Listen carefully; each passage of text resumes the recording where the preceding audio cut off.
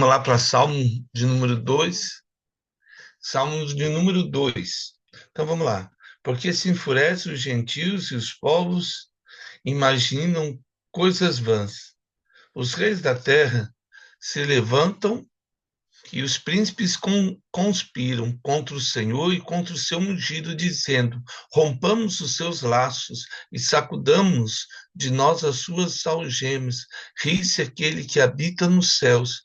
O Senhor zomba deles, na sua ira, o seu tempo. Lhes há de falar, e no seu furor os confundirá. Eu, porém, constituí o meu rei sobre o meu santo monte Sião. Proclamarei o decreto do Senhor. Ele me disse: tu és meu filho, e hoje te gerei. Pede-me, e eu te darei as nações por herança, e as extremidades da terra por tua possessão. Com vara de ferro as regerá, e as despedaçarás como um vaso de oleiro. Agora, pois, ó reis, sede prudentes, deixai-vos advertir, juízes da terra, servir o Senhor com temor, alegrai-vos nele com tremor, beijai o filho, para que se não irrite e não pereças no caminho, porque dentro de um pouco a ira. Bem-aventurado todos os que nele se refugiam. Amém. O Salmo 2 é um salmo que foi dedicado por Davi. Ele vai acontecer logo após Samuel ter ungido Davi rei. E aí, qual que é o propósito do salmo? O salmo, se a gente poderia dar o título aqui, né? O Senhor e o seu ungido. E vamos lá para Atos 4, 25. Atos 4, 25. O mais tremendo de tudo isso é que nós estamos falando 700 anos, às vezes até mais, antes de Cristo, e Davi ele vai falar de Deus e do ungido dele. Lá em Atos, há uma citação do Salmo, né? O verso 25, que disseste por intermédio do Espírito Santo, por boca de Davi, nosso pai, teu servo, porque se enfurecem os gentios e os povos imaginaram coisas vãs. Levantaram-se os reis da terra e as autoridades juntaram-se a um contra o Senhor e contra o seu ungido, porque verdadeiramente se ajuntaram, aí ele continua, né, se ajuntaram aí, se ajuntaram nessa cidade contra o teu santo, falando sobre Jerusalém, teu santo servo Jesus, o qual ungiste, Herodes e Pôncio Pilatos. E aí ele cita, né, os reis, os príncipes, citando aí, fazendo uma alusão a Herodes, que era o rei, e a Pilatos, que era o governador ali de Jerusalém. Então, nesse momento aí, nós temos essa, como é que vamos dizer, essa, Davi vai citar, né, vai falar que a humanidade, os reis, representando aí a humanidade, têm se levantado contra o ungido do Senhor e contra Deus. Esse é um salmo de coroação. Então vamos lá. Do verso 1 até o verso 3 de Salmos, né, os reis vão se levantar contra o rei. Quando ele coloca ali o verso 1, porque se enfurece os gentios e os povos imaginam, a palavra imaginar aí é reglu, né, que quer conduzir para o vazio. É como se esses reis, como não, né? Não tem como você batalhar contra Deus. E aí eles colocam isso, uma grande multidão, e aí a gente que estudou Apocalipse, a gente vai lembrar exatamente disso. Uma grande multidão é conduzida para o vazio. Talvez esse seja um momento muito propício para o Salmo 2. A gente vê líderes no mundo inteiro e no Brasil levando grandes multidões para o vazio, com discursos, às vezes, bem inflamados e de moralidade, quando, na verdade, você olha e não é nada daquilo. E a gente percebe que uma grande multidão se deixa levar por isso. A palavra imaginar aí traz exatamente essa ideia. No verso 2, os reis da terra aí se levantam e os príncipes conspiram contra o Senhor e contra o seu ungido, dizendo. Então aí é como se fosse murmurar consigo mesmo, ou até mesmo resmungar a palavra ali. E aí é legal porque quando ele coloca aqui, olha só, contra o seu ungido, Mexicho, do hebraico, que é ungido Messias, o Cristo. Quando a gente olha para Israel, no período de Jesus, então os fariseus, aqueles que deveriam ensinar da palavra de Deus, se levantaram contra Jesus. O que me preocupa é que quando o cristão não, o evangélico, ou qualquer povo, acaba se deixando levar por discursos é, motivacionais, inflamados aí, e esquecem de confiar em Deus. E eles realmente foram conduzidos aí contra Jesus. Quando as pessoas chegaram ao ponto de pedir a crucificação de Cristo, era algo que já fazia parte do coração deles, o ódio, a raiva, porque andar com Jesus traz alguns princípios de mudança de vida que o nosso coração e a nossa mente, a nossa carne, muitas vezes quer manter ele dentro. E aí, se vem alguém que começa a falar contra alguns costumes, alguns pensamentos, se a gente pensar em Jesus e ele falava, olha, o que a lei diz? Não matarás. Eu digo que se você colocar no seu coração o desejo de matar alguém, você já matou. Se você olhar para uma mulher com um olhar errado, você já adulterou.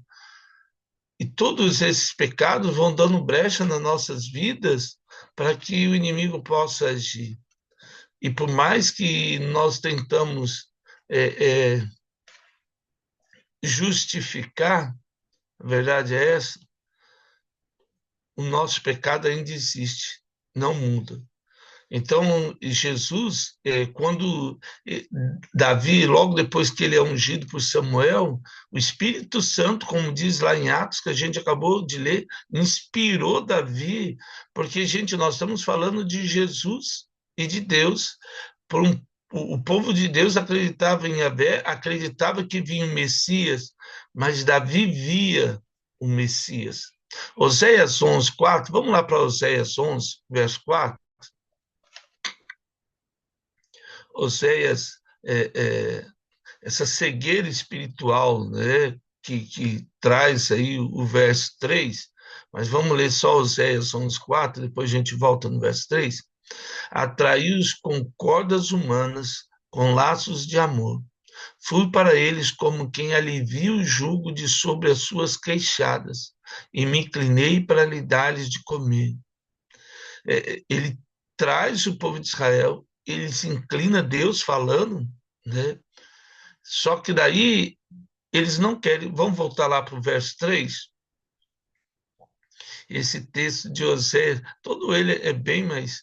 Ó, todavia eu ensinarei a andar a Efraim. Tomei os meus braços. Essa citação de Oséias. Mas não atinaram que eu os curava. Eu creio que esse texto aí é algo tremendo, porque ele fala, Deus nos ensina a andar, né?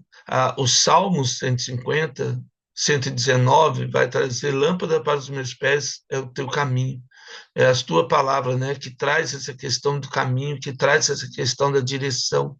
E muitas vezes, e ontem, alguns dizem que o Salmo 2 é continuação do Salmo 1.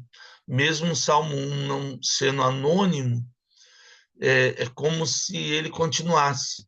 Talvez Davi conhecesse o Salmo 1, ou talvez ele mesmo escreveu, ninguém sabe quem escreveu, então é, não dá para dizer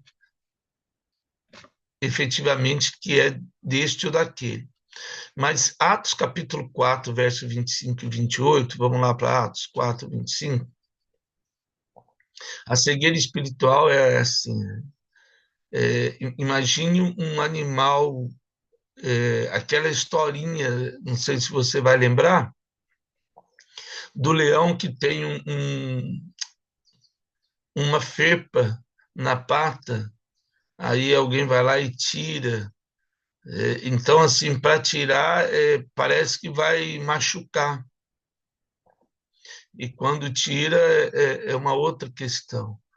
O verso 25, ele diz que disseste por intermédio do Espírito Santo. Acabamos de ler isso aí. Pode ir. Vamos lá para 1 Coríntios 2:8. Esse eu já tinha lido. Ungido aí, 1 Coríntios 2:8.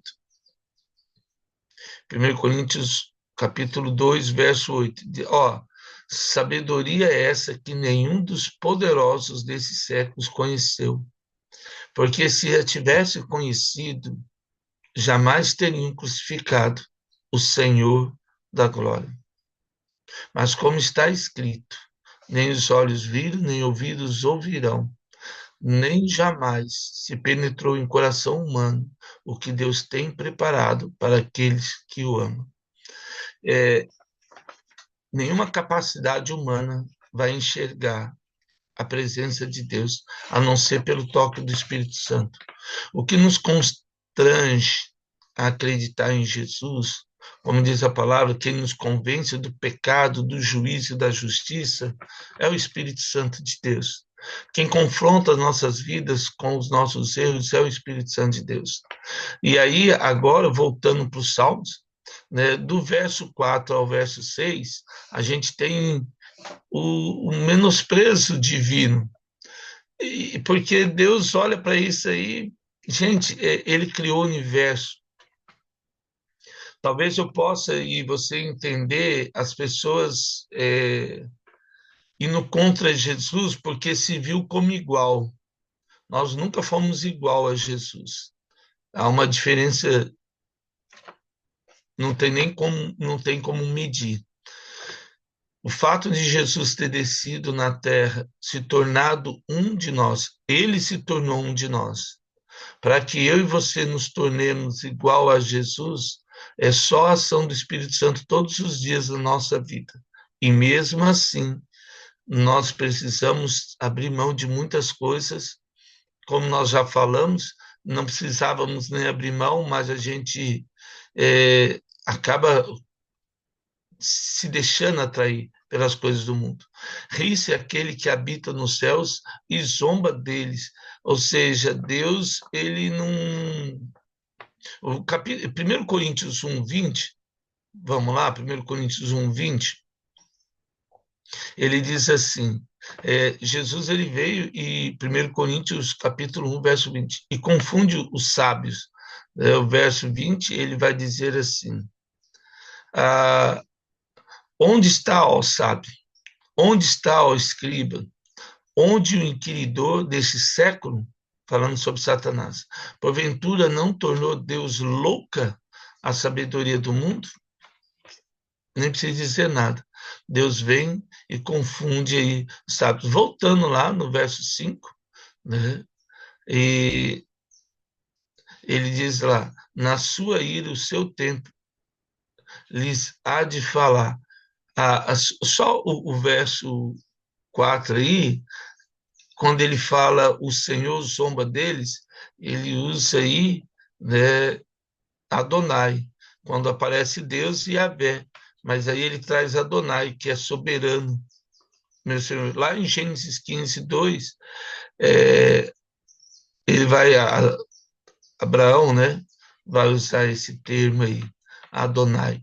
Mas só voltando no verso 4 aí, ele confunde os sábios aí, zomba deles, na sua ira, o seu tempo, verso 5, ele fala no seu furor e os confundirá. Aí nós vemos lá em Apocalipse 11, 18 e capítulo 18, 20, mas depois você pode ler. Quando chega no verso 6, ele diz assim, ó, eu, porém, constituí o meu rei sobre o meu santo monte, Sião, um ungido do Senhor. Aí, essa citação, vamos lá para 2 Samuel 7,14. 2 Samuel 7,14. Aí ele vai fazer uma alegoria, tanto da unção de Davi e quanto de Jesus. Quando chega em 2 Samuel, ele fala a respeito de Davi, eu lhe serei por pai, e ele me será por filho. Se vier a transgredir, castigá-lo-ei com varas de homens e com açoites de filhos de homens. Falando, né, sobre depois o pecado de Davi. E aí, daí ele fala, mas a minha misericórdia não se apartará dele, como me retirei de Saul, quem tirei de diante de ti. Então, ele vai fazer uma alusão da unção de Davi, e aí ele vai falar lá na frente sobre Jesus. Voltando aí, o verso 7 até o verso 9, ali depois do menosprezo de Deus, nós temos o decreto divino. Aí esse decreto divino aí, chega no verso 7, ele fala, proclamarei o decreto do Senhor. Ele me disse, tu és meu filho e eu te gerei. Essa citação vai aparecer no Evangelho quando do batismo de Jesus, que aí Jesus é batizado e aí Jesus abre o céu e vai falar sobre Jesus. O verso 8 ele diz, agora a gente chega no ponto mais importante, talvez, desse salmo. Esse decreto de Deus, essa proclamação, um decreto é algo que não pode ser revogado, é algo que não pode ser tirado. Aí ele disse qual que é o papel do cristão. Às vezes a pessoa pergunta assim, agora que eu fui salvo, e aí?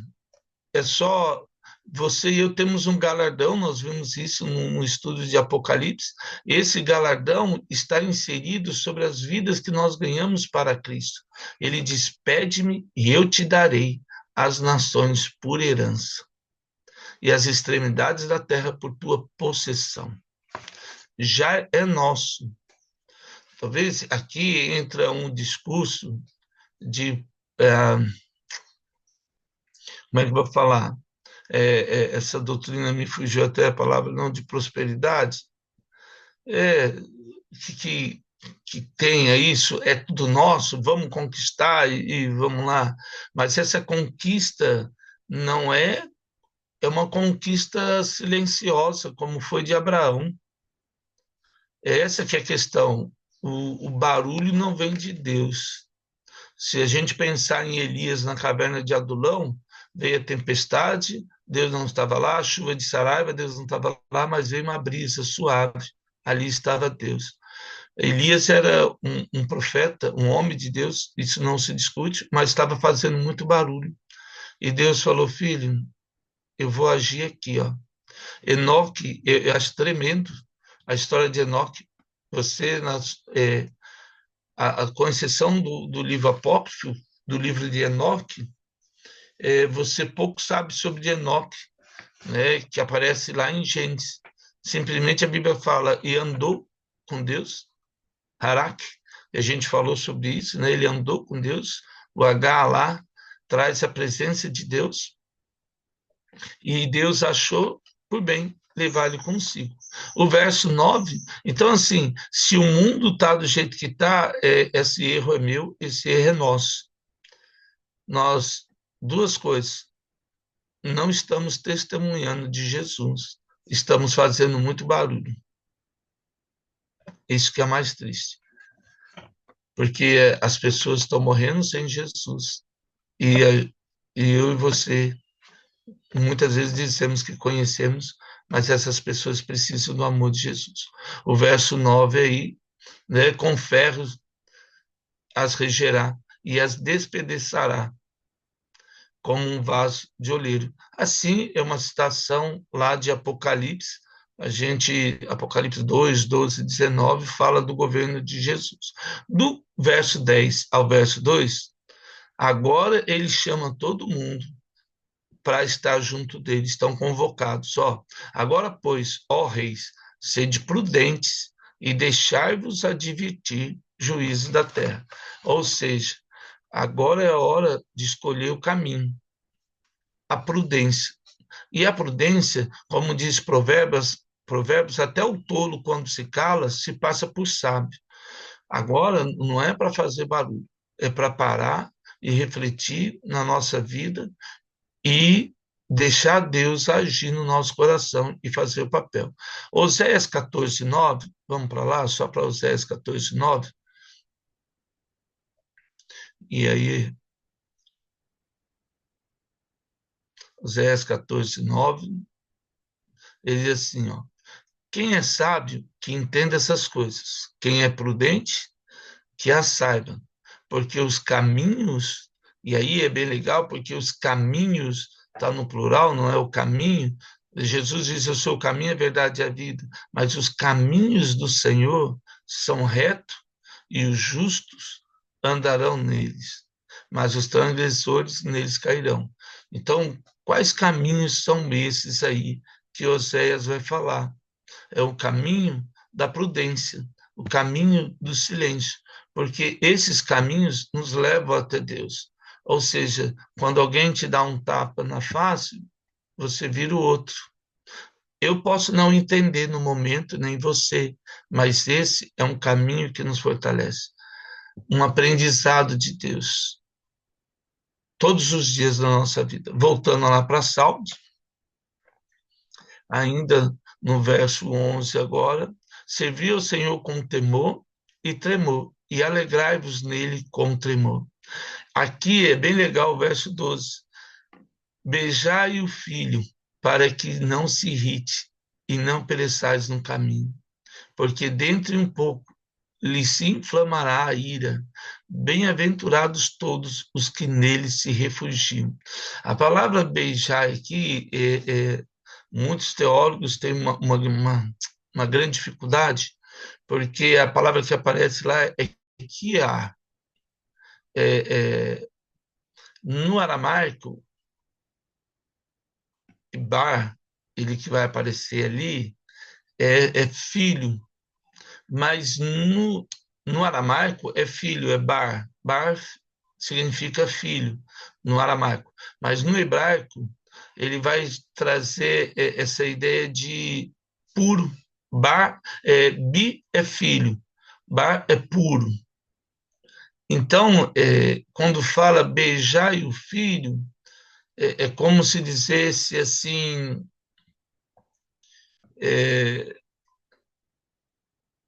incendiar ou trazer algo que te torna aceso, né? O filho ou a pureza traz essa ideia de purificação. Então, na tradução aí, tem essa discussão. Mas essa é a homenagem do filho. Vamos lá para Isaías 16, 9. Isaías 16, 9. Então, no verso 2, o capítulo 2 de Salmos, ou Salmo 2, ele vai trazer a coroação de Jesus. Isaías 16, verso 9, ele diz assim, pelo que plantarei com pranto de jaz a vinha de Sibmar, regar-te-ei com as minhas lágrimas, ó Esbom, ó Eleale, pois sobre os teus frutos de verão e sobre a tua vítima caiu já dos inimigos e o eia como os pisadores.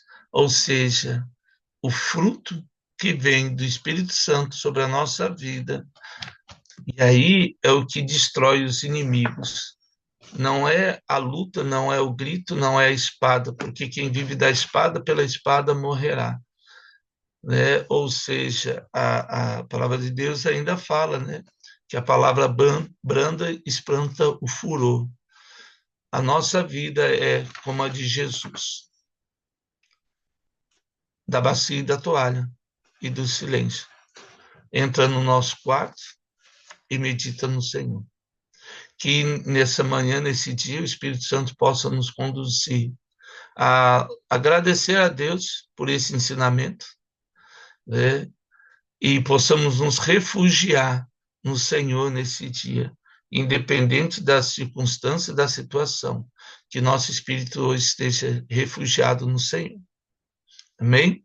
Deus abençoe eu e o Rodrigo, Gustavão, estamos juntos aí, todos aqueles que nos ouvem depois aí. Que Deus te abençoe. Na dúvida, pode falar aí, tá bom? Que daí a gente pode dar um pause e tirar as dúvidas aí. Ó Pai, eu quero agradecer pela vida dos teus filhos, pela vida daqueles que o Senhor tem trazido. Que a palavra do Senhor, ó Deus, possa vivificar a nossa vida, possa vivificar o nosso espírito e possamos andar nos teus caminhos. Que esse dia seja um dia que o Senhor se agrade de nós e o Senhor exalte seu nome sobre nossas vidas. Que o Senhor seja o nosso refúgio. E pedimos, ó Deus, as nações por herança, pedimos o Brasil para ti, Jesus. Pedimos Israel, a Palestina para o Senhor. Pedimos a Ucrânia, a Rússia para o Senhor. Pedimos a Venezuela aqui do nosso lado, ó Deus, nossos irmãos em Cristo, porque todos esses países certamente têm nossos irmãos em Cristo, que padecem e sofrem, ó Deus, com um governo ou outro governo. Pedimos pelo, ó Deus, América do Sul e toda a América, Senhor, que ela não tenha discurso, mas ela realmente tenha o evangelho da graça, o evangelho da paz e do amor, no nome de Jesus. Amém, Senhor. Amados, que Deus nos abençoe a todos nesse dia.